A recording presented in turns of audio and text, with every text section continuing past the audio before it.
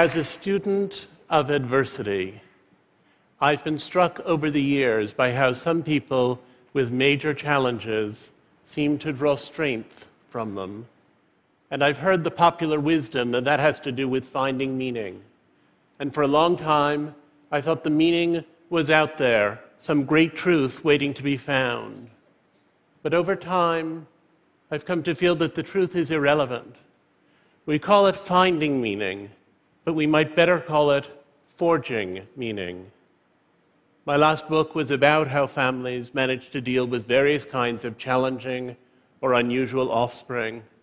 And one of the mothers I interviewed, who had 2 children with multiple severe disabilities, said to me, "People always give us these little sayings like, 'God doesn't give you any more than you can handle.' But children like ours are not preordained as a gift. They're a gift because that's what we have chosen." We make those choices all our lives. When I was in 2nd grade, Bobby Finkel had a birthday party and invited everyone in our class but me. My mother assumed there'd been some sort of error, and she called Mrs. Finkel, who said that Bobby didn't like me and didn't want me at his party. And that day, my mom took me to the zoo and out for a hot fudge sundae. When I was in 7th grade, one of the kids on my school bus nicknamed me Percy as a shorthand for my demeanor. And sometimes he and his cohort would chant that provocation the entire school bus ride, 45 minutes up, 45 minutes back. Percy, Percy, Percy, Percy. When I was in 8th grade, our science teacher told us that all male homosexuals develop fecal incontinence because of the trauma to their anal sphincter. And I graduated high school without ever going to the cafeteria, where I would have sat with the girls and been laughed at for doing so, or sat with the boys and been laughed at for being a boy who should be sitting with the girls. I survived that childhood through a mix of avoidance and endurance. What I didn't know then, and do know now, is that avoidance and endurance can be the entryway to forging meaning. After you've forged meaning, you need to incorporate that meaning into a new identity. You need to take the traumas and make them part of who you've come to be, and you need to fold the worst events of your life into a narrative of triumph, evincing a better self in response to things that hurt. One of the other mothers I interviewed when I was working on my book had been raped as an adolescent and had a child following that rape, which had thrown away her career plans and damaged all of her emotional relationships. But when I met her, she was 50, and I said to her, "Do you often think about the man who raped you?" And she said, "I used to think about him with anger, but now only with pity." And I thought she meant pity because he was so unevolved as to have done this terrible thing. And I said, "Pity?" And she said, "Yes, because he has a beautiful daughter and 2 beautiful grandchildren, and he doesn't know that, and I do. So as it turns out, I'm the lucky one." Some of our struggles are things we're born to: our gender, our sexuality, our race, our disability. And some are things that happen to us: being a political prisoner, being a rape victim, being a Katrina survivor. Identity involves entering a community to draw strength from that community and to give strength there too. It involves substituting "and" for "but," not "I am here, but I have cancer," but rather "I have cancer and I am here." When we're ashamed, we can't tell our stories, and stories are the foundation of identity. Forge meaning, build identity. Forge meaning and build identity. That became my mantra. Forging meaning is about changing yourself. Building identity is about changing the world. All of us with stigmatized identities face this question daily: how much to accommodate society by constraining ourselves, and how much to break the limits of what constitutes a valid life? Forging meaning and building identity does not make what was wrong right. It only makes what was wrong precious. In January of this year, I went to Myanmar to interview political prisoners, and I was surprised to find them less bitter than I'd anticipated. Most of them had knowingly committed the offenses that landed them in prison, and they had walked in with their heads held high, and they walked out with their heads still held high, many years later. Dr. Mathi Da, a leading human rights activist who had nearly died in prison and had spent many years in solitary confinement, told me she was grateful to her jailers for the time she had had to think, for the wisdom she had gained, for the chance to hone her meditation skills. She had sought meaning and made her travail into a crucial identity. But if the people I met were less bitter than I'd anticipated about being in prison, they were also less thrilled than I'd expected about the reform process going on in their country. Mathi Da said, "We Burmese are noted for our tremendous grace under pressure, but we also have grievance under glamour," she said, "and the fact that there have been these shifts and changes doesn't erase the continuing problems in our society that we learned to see so well while we were in prison." And I understood her to be saying that concessions confer only a little humanity where full humanity is due, that crumbs are not the same as a place at the table, which is to say, you can forge meaning and build identity and still be mad as hell. I've never been raped, and I've never been in anything remotely approaching a Burmese prison. But as a gay American, I've experienced prejudice and even hatred, and I've forged meaning, and I've built identity, which is a move I learned from people who had experienced far worse privation than I've ever known. In my own adolescence, I went to extreme lengths to try to be straight. I enrolled myself in something called sexual surrogacy therapy, in which people I was encouraged to call doctors prescribed what I was encouraged to call exercises with women I was encouraged to call surrogates, who were not exactly prostitutes, but who were also not exactly anything else. My particular favorite was a blonde woman from the Deep South who eventually admitted to me that she was really a necrophiliac and had taken this job after she got in trouble down at the morgue.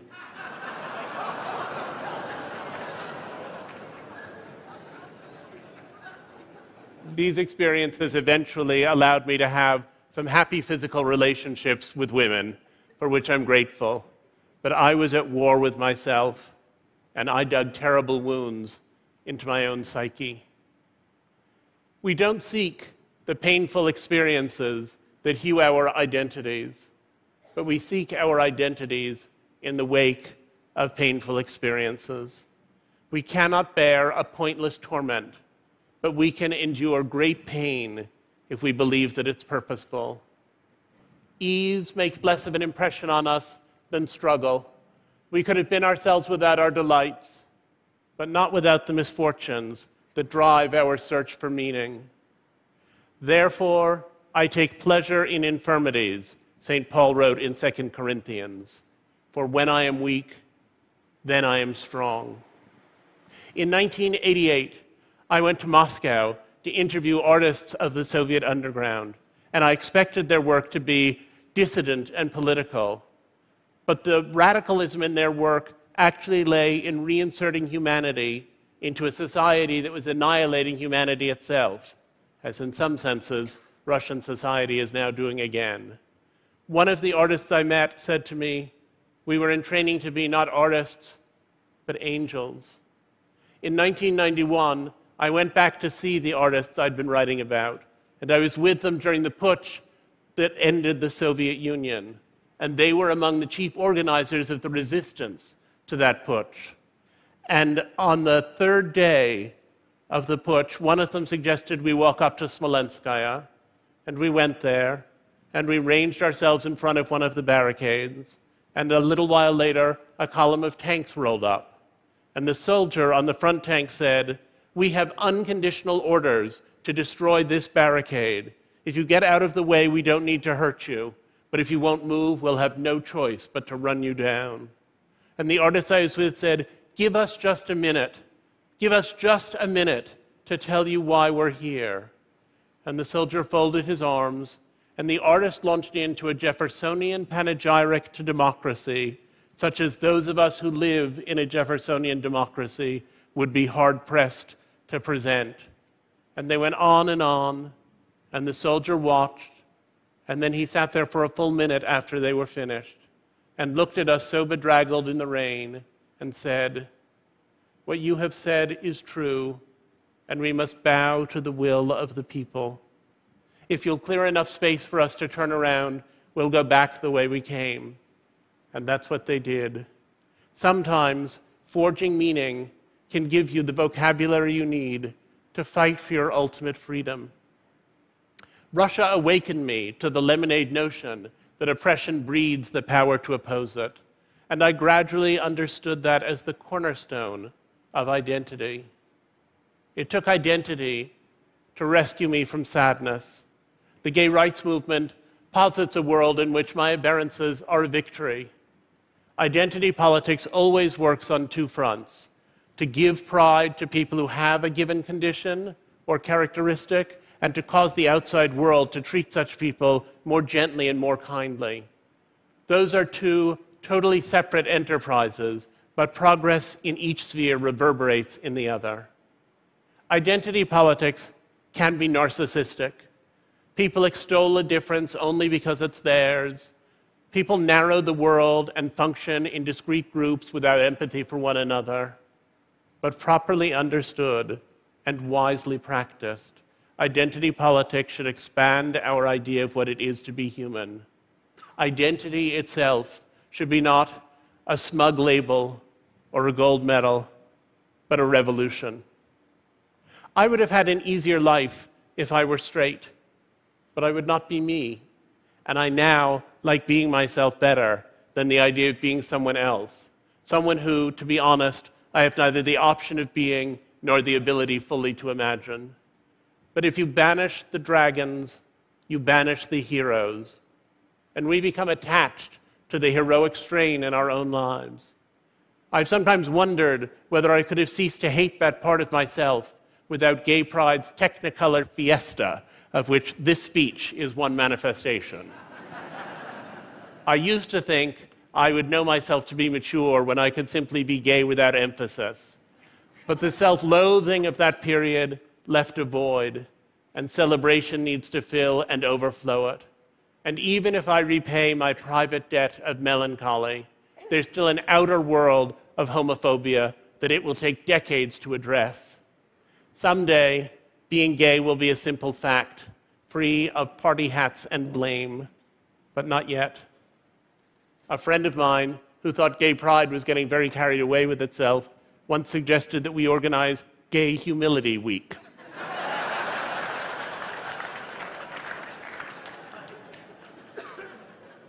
It's a great idea, but its time has not yet come.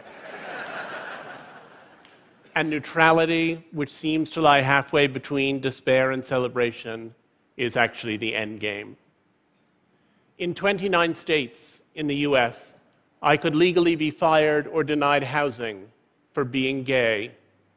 In Russia, the anti-propaganda law has led to people being beaten in the streets. 27 African countries have passed laws against sodomy, and in Nigeria, gay people can legally be stoned to death, and lynchings have become common. In Saudi Arabia recently, 2 men who had been caught in carnal acts were sentenced to 7,000 lashes each. and are now permanently disabled as a result. So who can forge meaning and build identity? Gay rights are not primarily marriage rights, and for the millions who live in unaccepting places with no resources, dignity remains elusive. I'm lucky to have forged meaning and built identity, but that's still a rare privilege, and gay people deserve more collectively than the crumbs of justice. And yet, every step forward is so sweet. In 2007, 6 years after we met, my partner and I decided to get married. Meeting John had been the discovery of great happiness and also the elimination of great unhappiness. And sometimes I was so occupied with the disappearance of all that pain that I forgot about the joy, which was at first the less remarkable part of it to me. Marrying was a way to declare our love as more a presence than an absence. Marriage soon led us to children, and that meant new meanings and new identities, ours and theirs. I want my children to be happy, and I love them most achingly when they are sad. As a gay father, I can teach them to own what is wrong in their lives. But I believe that if I succeed in sheltering them from adversity, I will have failed as a parent. A Buddhist scholar I know once explained to me that Westerners mistakenly think that nirvana is what arrives when all your woe is behind you and you have only bliss to look forward to. But he said that would not be nirvana, because your bliss in the present would always be shadowed by the joy from the past. Nirvana, he said, is what you arrive at when you have only bliss to look forward to and find in what looked like sorrows the seedlings of your joy. And I sometimes wonder whether I could have found such fulfillment in marriage and children if they'd come more readily, if I'd been straight in my youth or were young now, in either of which cases this might be easier. Perhaps I could. Perhaps all the complex imagining I've done could have been applied to other topics. But if seeking meaning matters more than finding meaning, the question is not whether I'd be happier for having been bullied, but whether assigning meaning to those experiences has made me a better father. I tend to find the ecstasy hidden in ordinary joys because I did not expect those joys to be ordinary to me. I know many heterosexuals who have equally happy marriages and families, but gay marriage is so breathtakingly fresh, and gay families so exhilaratingly new, and I found meaning in that surprise. In October, it was my 50th birthday, and my family organized a party for me. And in the middle of it, my son said to my husband that he wanted to make a speech. And John said, "George, you can't make a speech. You're 4. Only Grandpa and Uncle David and I are going to make speeches tonight." But George insisted and insisted. And finally, John took him up to the microphone. And George said very loudly, "Ladies and gentlemen, may I have your attention, please?" And everyone turned around, startled. And George said, "I'm glad it's Daddy's birthday. I'm glad we all get cake. And Daddy, if you were little, I'd be your friend." And I thought, thank you, I thought that I was indebted even to Bobby Finkel, because all those earlier experiences were what had propelled me to this moment, and I was finally unconditionally grateful for a life I'd once have done anything to change. The gay activist Harvey Milk was once asked by a younger gay man what he could do to help the movement, and Harvey Milk said, "Go out and tell someone." There's always somebody who wants to confiscate our humanity, and there are always stories that restore it. If we live out loud, we can trounce the hatred and expand everyone's lives. Forge meaning, build identity. Forge meaning, build identity, and then invite the world to share your joy. Thank you. Thank you. Thank you. Thank you.